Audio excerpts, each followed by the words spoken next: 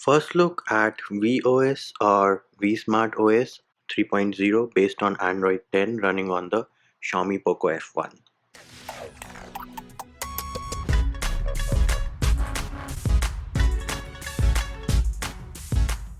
Hey peeps, what's up? Munchie here, back with another video, and in this video we're going to have our first look at VOS 3.0 or vSmartOS 3.0 based on Android 10 running on the Xiaomi Poco F1. Right off the bat, hats off to the PocoPorts team for bringing us something new and different. In case you want to know more about this VOS 3.0 and where it is from and which country it is more popular in, all of that information can be found in the pinned comment on this video. So this is how VOS 3.0 comes out of the box. This is the launcher, and if you swipe you have access to your Google feed. Swipe up, you can open the application drawer, swipe up and hold, and you can access your recents.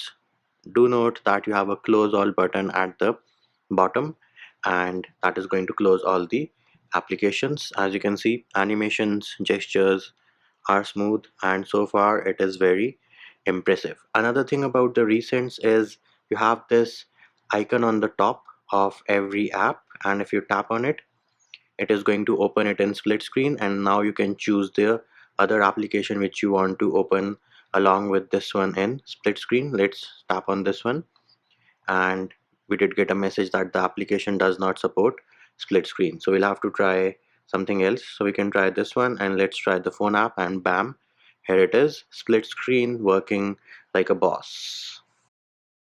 Next up, we can have a look at the quick setting tiles. So these are the different quick setting tiles which you get, and we do have a few useful ones over here. However, if we tap on the edit icon, you can always add your focus mode and bedtime mode from digital well-being. Now you have a quick setting tile to enable or disable your gesture navigation. Bam, there it is. We are back to the 3-button navigation, and if I enable it, I am back to my gesture navigation. Next up, you have a quick setting tile for taking a screenshot, screen record, and my favorite one is this screen timeout. So every time I tap on it, the duration changes, and you can of course turn it off as well. And then you have something called simple mode. So if I tap on it, this is something like which is similar to light mode, what Xiaomi has in MIUI 12. And as you can see, everything is bigger, the UI is bigger, and all the apps are on the home screen, and you have the old school navigation style as well. And this is for peeps who have difficulty seeing, and then you can switch over to simple mode if somebody old wants to use your device. And then you have a quick setting tile for dark mode, data saver, screencast, sync, tethering, and night light. Next up, let's have a look at the volume panel. This is how it looks like. You can of course increase and decrease your ringer volume. Tap on the 3 dots and you have different options over here. So you have your ringtone, vibrate mode, and totally silent mode, and you can also change the music volume. If you tap on the music icon, it's going to reduce the volume all together. If you tap on this icon, it's going to switch between two different modes, which is vibrate and ringtone. So the volume panel is also very impressive. Next up, let us open the application drawer, and these are all the different apps which come baked in with VOS 3.0 running on the Poco F1. We can now go into settings and have a look at the customization options which you get with VOS. So we'll first go into connection. So you have your Wi-Fi settings, Bluetooth settings, all the different settings about your connections. Nothing much to talk about in cellular. Your Volt and all the other options are working absolutely fine. We'll jump into display. So you have a slider for your brightness level. You do have adaptive brightness. Now an important thing to note with VOS is that if you see adaptive brightness text is on the left, then you have a divider which is like multiple dots in a vertical line, and then you have a toggle. So either you can enable your adaptive brightness directly from here, and in case you want to know more about that option, you can tap on adaptive brightness. It's going to take you to another window or another pane, and there you can get more details about that specific option. Now if you have a look at the dark theme option, This does not have the divider, which means there isn't any details which you can see about dark theme, but you can of course see details about nightlight and dive into more options about nightlight. So you can schedule it at a specific time or from sunset to sunrise or none. And once you enable it, you can of course change the intensity as well. You have a slider for that, and as you can see, the option works absolutely fine. Then you have the option of changing your screen timeout, auto rotate screen, screensaver. Lock screen display has all the content you want to see on the lock screen. Then what is the lock screen message you want to set, and if you want to wake your lock screen for new notifications, you have a toggle for that as well. You can of course customize your display size and your font size. Then the navigation options are in display. So if I tap on navigation bar, here it is.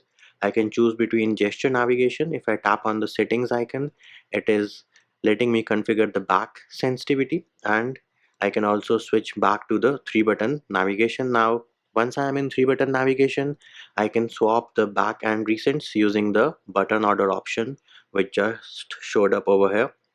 And going back, you have home screen. So this is where you have customization for your home screen. So if you want to enable or disable notification dots, you have the option for that. If you want to add an icon to the home screen for new apps which you install, you have a toggle for that. Then you can change your icon shapes. So either you can use system default or you can choose from all these different options. Then if you want to allow home screen rotation, you have a toggle for that as well. And if you want to disable the swipe to the left for Google app, you have a toggle for that as well. Then you can configure your transition effect when you swipe between the different home screens. So you have page, which is default. You can change it to flip, cube, or you can change it to card. Next up, you can change your grid size. So you have different options: 4x4, 4x5, 5x5, and 5x6. And once we go back into settings, and then we can go into display and home screen, the last option you have is to align the items in case you want to do that. Then if we move back into the display options, the last option is home layout, and here you have two options. One is default and the other is simple. Now the simple is the same one which we accessed from our quick setting tile, which was simple mode. So that is all about the customization which you get in display. Moving over to lock screen and biometrics, we have the option of screen lock. So you can choose between these different options. Let's say you choose pin. So as you can see, by default the pin here is of 6 characters. Now you can of course change it. So if I tap on pin types, I can say, do I want a 6-digit pin, or do I want a 4-digit pin, or do I want a free length pin? And these are the different options which you have with respect to the pin. Now once you've added your pin, you can of course configure your fingerprint and your face unlock. Do note that on this VOS 3.0 on the Poco F1, face unlock is going to use the normal camera and it is not using the IR camera. Next up, we have themes and wallpapers. So yes, you can theme this, but the themes only change the icons and some other minor things. It does not change the quick setting tiles. And of course, you will have to create an account with this vSmart OS company, whichever the parent company of this operating system is.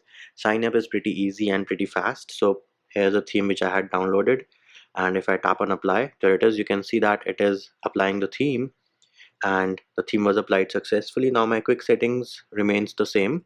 The only thing which has changed here is my icon pack and my wallpaper. That is the only thing which has changed. The volume panel is still the same, so that is not themed, and that is why I was saying that themes here is basically changing your wallpaper and changing your icon pack. Now I'm not sure if there is any other theme available in their store which changes your or themes your quick setting tiles or not. Going back into themes and wallpapers, if you tap on wallpaper, you have the option of downloading wallpapers as well, and you can of course download stickers as well. And if you go back to the home screen, press and hold, tap on wallpapers here, and use the baked in wallpapers app. There it is. You can see that these are the different wallpapers which come baked in. You can of course go to the theme store or go into my photos. Now that crashed because there is no gallery application which is baked into the build right now. Then moving over to sound. So once you open the sound setting, you have three different options on the top. So either you can use sound, vibrate, or silent mode. So this is something which is very nifty. Then you can also enable or disable your vibration for calls. Now next up is the sound control mode. So right now it is set to basic, so I can only configure my ringer and alert volume level. That's it. If I change this to advanced, I can now configure everything else. So media, call, ring, alarm, and notifications. I can change these options. And another thing is I can use my volume keys for media. So if I want to control the media which is playing on my device by long pressing the volume rockers, I have a toggle for that as well. Then you have the gesture of pressing power and volume up simultaneously to put the phone in vibrate mode, or you can put it in silent mode. So these are the two different options which you have. Then you can configure your ringtone for the phone, the notification sound, and the alarm sound. Then you can configure your system sounds and vibrations and your touch vibration as well. Now what I like here is that they have made separate categories, and once you tap on this, then you get the other options. Similarly, ringtone, this is how I get the ringtone. So it's not like one page with a long list and finding stuff is difficult. It is very easy to find the options in this ROM. Next up, you have notifications. So you have do not disturb, a toggle for that, and then you can customize your do not disturb. So you have simple mode wherein everything will be muted, and you have advanced mode wherein you can allow exceptions, you can restrict notifications. Then you can say the default duration is like until you turn it off, or for 1 hour, or ask every time you set your do not disturb mode. You can of course schedule your do not disturb mode. You have a sleeping schedule, event schedule. You can of course add more schedules as and when you feel like doing so. Then you can also auto reply. So once you enable this toggle, here is the auto reply message, and it is going to only auto reply to the contacts which you have marked as favorite. And of course, if you tap on this, you can change it to anyone, favorite, or all contacts. Then you have the toggle to enable or disable notification dots, and if you tap on allow notification dots, you can get more details and how notification dots look like. Do note that in VOS it shows you a counter as well on the top right of the icon. Then if you want to allow notification snoozing, you have a toggle for that, and what are the type of emergency alerts you want to receive. Then you have your recently sent notifications, what all apps sent you notifications recently, and you have toggles to enable or disable them. Tap on the drop down and you can see the different options you have. So you have most recent, most frequent, and turned off. Next up we have security. So nothing much to talk over here except for an option which I liked, which is the toggle which will erase all the data on your device after 10 failed password attempts. So this I think is a pretty cool feature, and me personally I think Google should add this to AOSP and the Pixel devices. Then you have privacy. So you have your permission manager, something which comes baked in with Android 10. Do you want to show the password characters as you type them? Another nifty feature is scramble the pin layout. So this is a very good feature, and I think all ROMs should have this feature. Next up you have your location access, what all apps have access to the location and different options. Then you have battery. So this is how the UI for the battery page looks like. It does tell me that apps are running normally in the background. You do have the option of battery saver. Tap on battery saver and you can set a schedule for battery saver based on a specific percentage, and this is the percentage slider. You can choose whatever percentage you want to. And then you also have a toggle to enable or disable the option wherein the battery saver will be turned off once the phone is charged to 90%. You also have adaptive battery. In case you want to learn more about adaptive battery, just tap on it and then you can go through this text and read it.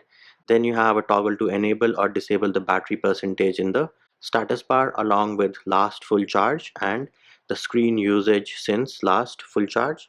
Tap on the three dot menu on the top right and select battery usage, and it is going to show you the battery usage as well. Next up we have applications. So from here and you can see all the apps, install them, see what all permissions they have. You can choose your default applications, permission manager, special app access, and screen time is something which is part of digital well-being. Then you have gestures. So you have Double tap to wake works on this build. However, you do have double tap to sleep on the status bar as well. There it is, working like a boss. And here it is, double tap to wake up also works. You also have flip to mute and lift to check phone, working absolutely fine. Jump to camera option is also there, so you can press the power button twice in quick succession to open the camera application. And yes, you do have 3-finger screenshot. Bam, here it is, working like a boss, along with extended screenshot in case you want to take expanded or scrolling screenshots. Then you have digital well-being and parental controls in case you want to use that. And in system, you can of course change your language and input and the time and other options. And there it is, peeps. That was all the features and customizations which you get with VOS or vSmart OS 3.0 running on the Poco F1. In terms of gestures, smoothness, this ROM is better smooth, and me personally, I am very impressed with what this team from Vietnam has done with this pretty cool OS. It's like refreshingly different, but it also maintains the smoothness, the gestures, and everything which Google added is also present there. They haven't added any extra bloatware or anything like that. They do have a few apps of their own, but that's about it, nothing major. And yes, they do have the feature of dual apps in case you are into using dual applications. And as for the benchmark scores, here are the benchmark scores on your screen right now. But as I always say, do not judge a ROM by its benchmark scores. Use it, and trust me, this ROM is very smooth and worth a try in case you are bored of MIUI and AOSP based ROMs, all of which look almost the same except for Descendant X. Then this VOS or vSmart OS is a must try for you, and the charging animation is pretty cool as well. That will do it for this video. Hope my video helped you. Likes, shares and subscribes are appreciated. Feedback and comment more than welcome. See you when I see you.